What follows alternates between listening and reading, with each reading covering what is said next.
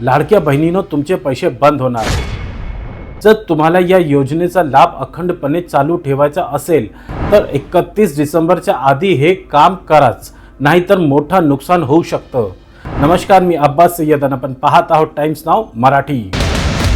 मंत्री अदिती तटकरे यांनी लाडक्या बहिणीसाठी एक महत्त्वाची सूचना दिली आहे। योजनेचा लाभ घेण्यासाठी ई-केवायसी करणं आता अनिवार्य आहे। ई-केवायसी करण्याची शेवटची तारीख 31 डिसेंबर 2025 आहे। तुमच्याकडे फक्त काही दिवस उरलेत। जर ई-केवायसी केली नाही तर पुढचे हप्ते मिळताना अडचण येऊ शकतात।